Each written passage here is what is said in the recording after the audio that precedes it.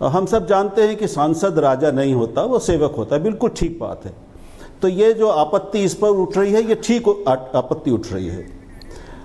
दूसरी बात, तो छात्रों के बारे में, नीट के बारे में जो चीज़ें सामने आ रही हैं, वो हम सब लोग एक ही बात कह रहे हैं, उसको दोहराने से कोई लाभ नहीं, बहुत गंभीर है।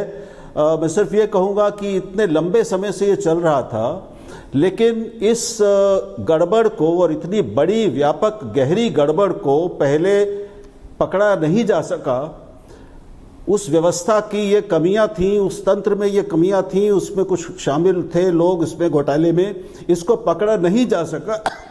ये एक तरह की प्रशासनिक असावधानी और कमजोरी है, यानी कहीं निगरानी में चूक हुई, क्योंकि ये कई सालों से चल रहा है और पिछले 5 साल में हम जानते हैं कि 41 पेपर लीक हो चुके, 41 अलग अलग प्रदेशों में, 15 प्रदेशों में। तो राज्य सरकारों के सामने, केंद्र के सामने, केंद्रीय शिक्षा मंत्रालय के सामने ये सब हो रहा था, सबकी जानकारी में था, लेकिन कोई एक, न तो राज्यों ने कोई मजबूत व्यवस्था बनाई, सुन रहे प्रेम शुक्ला जी, और अब जब वो बहुत बड़ा हो गया है तब सब उसको चिंता जता रहे।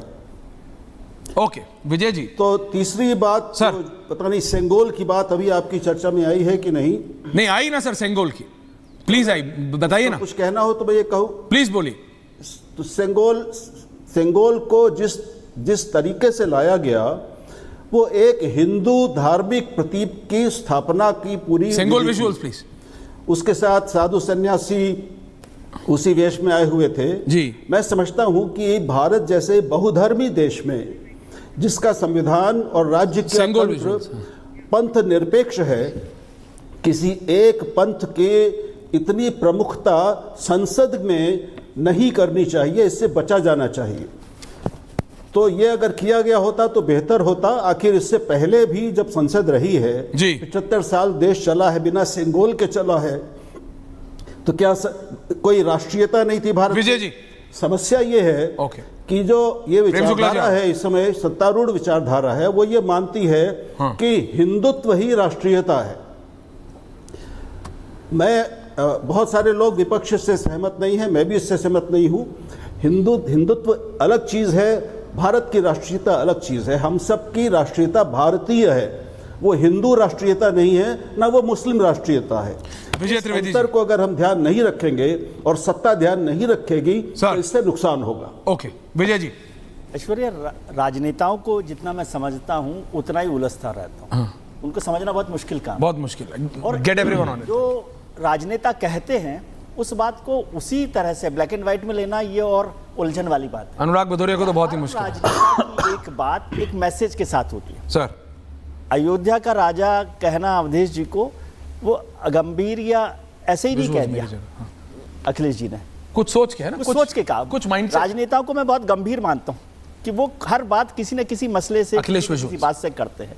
जब वो अयोध्या के राजा के तौर पे अवधेश जी को कहते हैं तो वो ये बताना चाहते हैं कि देखिए, भारतीय जनता पार्टी का पूरा कैंपेन अयोध्या को लेकर था और वहां हमने उन्हें हरा दिया। तो ये जो जीत है उससे वो राजा बनते हैं, अयोध्या के राजा बनते हैं अवधेश जी। वो राजा किस सेंस में कह रहे हैं उसका मतलब राजा नहीं है, लेकिन वो एक जीत को अयोध्या में भारतीय जनता पार्टी की हार को एस्टेब्लिश करने के लिए जीत की बात करते हैं।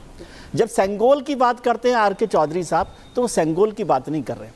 आप देखिए 2024 की वो चुनाव की बात, वो संविधान की बात कर रहे हैं सेंगोल के माध्यम से। सेंगोल तो हो गया, पिछले साल आ गया था, 28 मई 2023 को आ गया था, उस पर जो चर्चा होनी थी हो गई थी। और जो राहुल जी कह रहे हैं उससे मैं सहमत नहीं हूं, लेकिन मैं कह रहा हूं सेंगोल की चर्चा क्यों आज हो रही है? क्योंकि संविधान की चर्चा करनी है। संविधान की चर्चा क्यों करनी है? क्योंकि 2024 के आम चुनावों में आपने भारतीय जनता पार्टी के नारे को एक नए तरीके से पेश किया, जब 400 पार की बात हुई कि संविधान बदलेंगे ये, और संविधान बदलने के नतीजे से उनको लगा कि एक बड़ा बहुमत मिला, जो भी हिस्सा बना विपक्ष का, वो एक बड़ी ताकत संविधान के नारे से मिली। तो आज ये मौका है कि सेंगोल के बहाने से फिर से संविधान को एस्टेब्लिश किया जाए, और वो उसका जवाब प्रेम शुक्ला जी की पार्टी ने दिया इमरजेंसी पर प्रस्ताव पारित करके, क्योंकि वो कह रहे हैं कि आप संविधान की बात कर रहे हैं, आपने तो संविधान बदला है, आप ही ने तो बदला क्या की है। संविधान के आर्टिकल 356 का सबसे ज्यादा यूज तो कांग्रेस ने। अनुराग जी आ रहा हूं, विजय जी को बात पूरी करने दीजिए। इमरजेंसी वारिस जी आ रहा हूं। ये पॉलिटिकल लीडर्स के हर बयान को ओके, वारिस पठान में विजय त्रिवेदी, रत्नाकर त्रिपाठी, प्रेम शुक्ला, अनुराग भदौरिया, विजय त्रिवेदी, 4 ऑफ देम। जी बोलिए ना, फिर वारिस पठान आपको जवाब दे रहे हैं। बिल्कुल ठीक है। ऑल द 4 पॉलिटिशियंस विद विजय त्रिवेदी। जो बात हो रही है कि किसी धर्म को नहीं लेना चाहिए, लेकिन आप संसद भवन की पुरानी इमारत को देखिए, उसमें तो आ रहा हूं वारिस जी। पूरी इमारत के हर दरवाजे पर वेद का एक लिखा है, लिखा हुआ है, वेद का श्लोक लिखा है, वेद का श्लोक लिखा हुआ है। अशोक चक्र जो है जी। वो हमारा राष्ट्रीय बिल्कुल है सर, सिंबल चक्र है, सिंबल है। तो उसकी बात होती है, सत्यमेव जयते की बात होती है। तो वो सब चीजें सिंबल के तौर पे, और संविधान को देखें, संविधान की यदि मूल प्रति ऐश्वर्य आपने देखी हो तो उसमें हमारे जो जितने भी आप उन्हें कह लें कि कैरेक्टर्स हैं, श्री राम का चरित्र की वहां पर बात है, महाभारत की बात है, तो वो सारे चरित्रों को भी उसमें शामिल किया गया, जगह मिली है। तो उन सबको क्या हम, लेकिन सेंगोल को केवल हिंदू प्रतीक के तौर पर देखने की बात नहीं। और सेंगोल पर एक और चीज में, सेंगोल में जो शब्द है तमिल का, वो सिमई से बना है, और सिमई का मतलब है समृद्धि।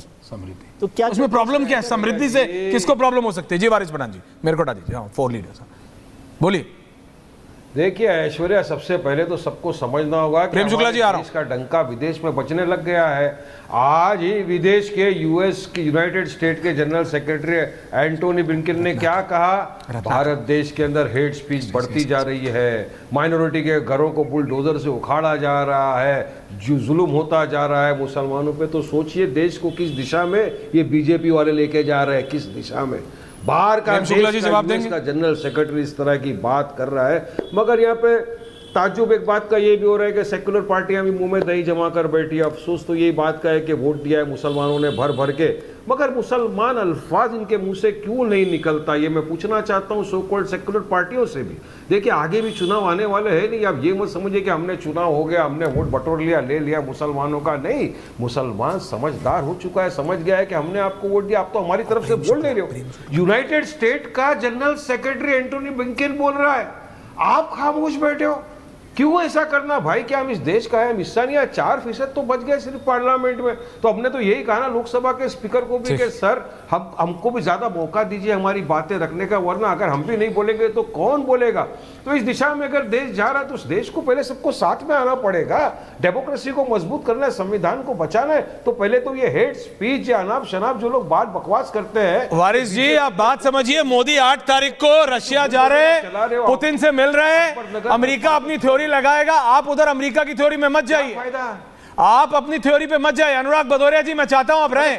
प्रेम शुक्ला जी भारत के बारे में वो, अरे भाई वो सपा के सांसद रत्नाकर त्रिपाठी जी वो जुड़ रहे हैं मेरे साथ। RK Chaudhary, I want all the 3 top editors. RK Chaudhary ji, आपने राहुल वारिस जी का audio down 2 minute. RK Chaudhary ji, आपने विजय त्रिवेदी जी, राहुल देव जी और